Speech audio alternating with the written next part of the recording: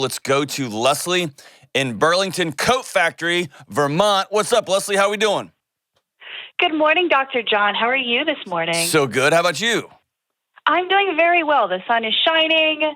Life is good. Yes. And we are out here. Our pets' heads are falling off. What's up? How can I help? I'm doing, so I was looking for some advice on how to handle some family relationships, in particular, the one with my sister. Okay. Some of the context is that I recently got married last month, and I had been with my now husband for just about 6 years.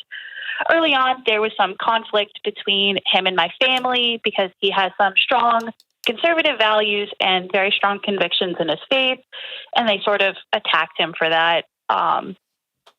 My parents and most of my extended family, seeing that I was happy, were able to look past it and just see him for the guy that he is.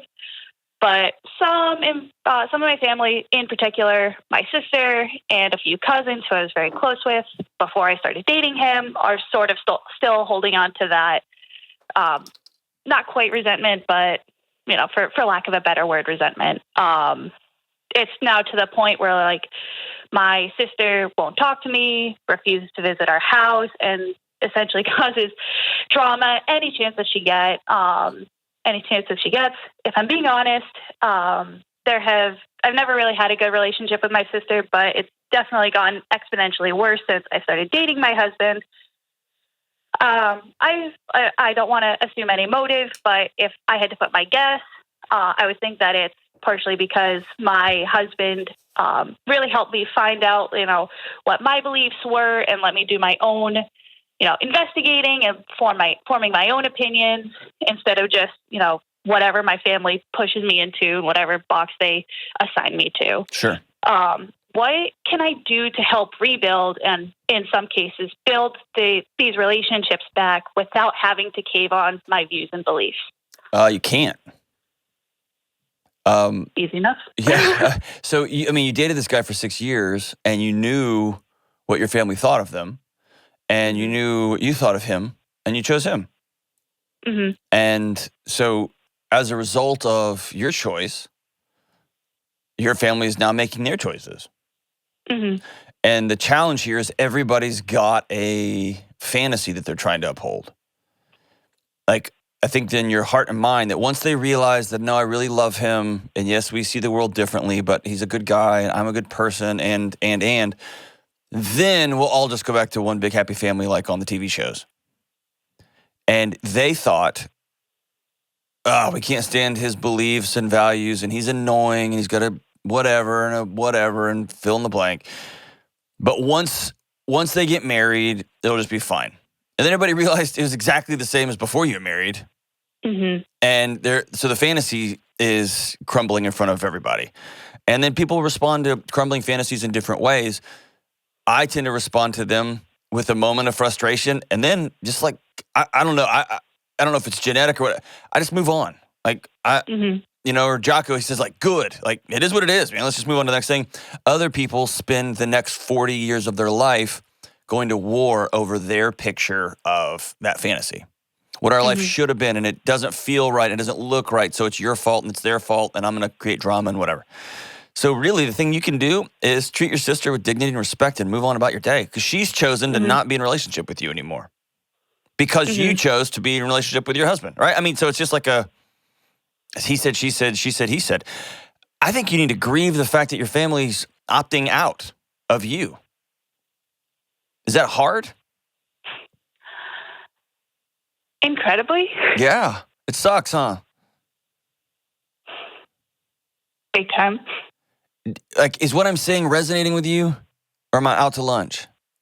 No, definitely. It feels like you've been holding your breath for the last 4 or 5 years, trying to make them all happy and still love this guy and truly become who you are in this moment. And by the way, I think every single person's beliefs should change over time. That's why we read new books and go to speeches and try new workout programs and create discipline in our lives so that we learn new things and our beliefs change. But I think our values should stay the same, meaning I will treat people with dignity and respect. I will honor my body and my family, blah, blah, blah. So right now your beliefs are what they are, and you've chosen them. Good for you. I'm proud of you for having resolve and for strength, and that you've worked them out on your own and with somebody who you care about. Great. It just sucks when our family looks at our values and who we want to become, and they're like, I opt out. That's hard, right? For sure. And sort of what, like, since I started dating him, it's definitely felt like I'm more of like the black sheep of the family. Like my cousins, like I said before, I used to be very close with my cousins, and now they all have a group chat without me, and they, make plans without me, even if it's in my area. And I guess what was the kicker and kind of led to all this kind of like drama starting was when my sister had, I had invited my sister up, said, come up for dinner, like, let's talk this all out, start fresh, like, let's lay everything on the table. And she's like, I can't, I'm busy, blah, blah, blah. And then that weekend, she had driven 2 hours past me to go on a spontaneous adventure. And that just makes me think, like, okay, so you have time to drive past me to do this spontaneously. Okay, let's just say it out loud. She doesn't like you. That's fair. To put it bluntly, yeah. It sucks. It's hard, but let's just face that truth. She doesn't like you. She doesn't want to be around you. So much so that she'll lie to you, her own sister. So much so that she will drive past your house to go be with other people. And I think you need to spend some time living in that reality. And if I was to be meeting with your cousins right now on the phone, if there was like 6 of them all on the phone calling me, you know what they'd be saying? We told her for 5 years and she chose him over us. And we're hurt by that. Right.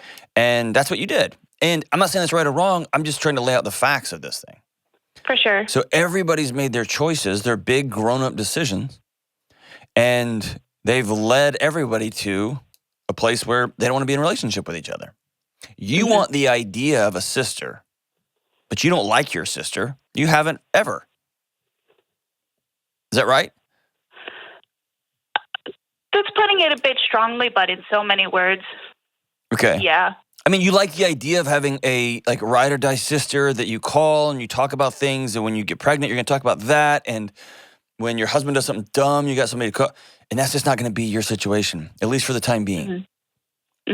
What I do think often these value conversations turn into you're a scumbag. And underneath values conversations, especially political conversations, whether it's conservative or liberal conversation, and we just force the world into these two options, which is just so stupid.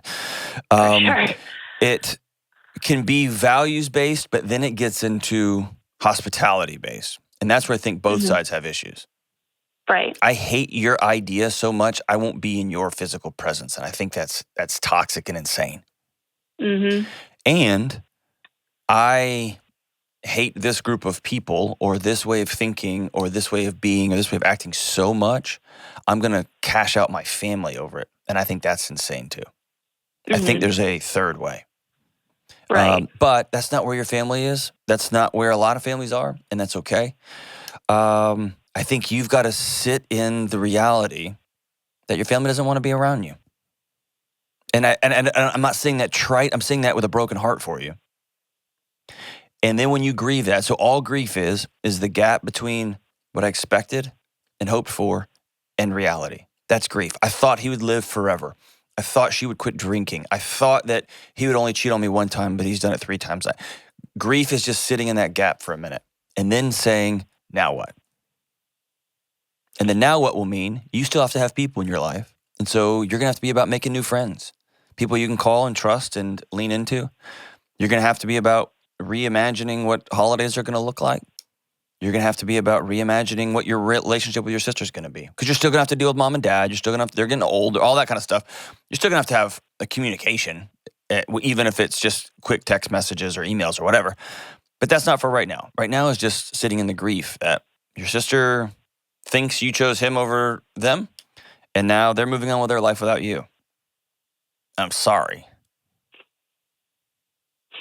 No, it's definitely a good way to put it. And I guess what's made this also hard is that my mom definitely tends to like not put her problems on me, but like looks to me to essentially solve her problems. Mhm. And this has definitely been a big point of contention for her because she wants the Of course she does. Yeah. happy family like everyone does. That's and right. it's just So here's how you can hard. handle that. You can tell your mom, I love you. And I now have come to a place to realize I married who I married. I'm going to stay with him. I, right now, believe the way I believe. And I'm going to continue to be a searcher, continue to look for ways I can grow and learn as we work through the world. And that might make you more conservative, infinitely more conservative. I'm not trying to lean you in a certain way. I'm saying like, Right. this is just who I am. I'm going to be somebody who's always looking and learning and asking questions and meeting with new people. But this is our life. I love you. I will always show up for dinner. I'll always be there. I'm not going to go to war with my family. And if y'all choose other things without me, that hurts my feelings. That breaks my heart. I'm going to choose to allow that to break my heart. And I understand y'all are grown-ups. Y'all get to make those calls. But I think it's also fair. After you grieve, what comes after grief is boundaries. And after you lose a spouse, you have to decide what I will watch and what I will look at and who I will hang out with. Like you've got to really start to create new boundaries. That's where you're going to be. And you and your husband will co-create those boundaries together. I'm going to quit reaching out to sister. Other than on her birthday, I'm going to send her something because I'm a decent human being.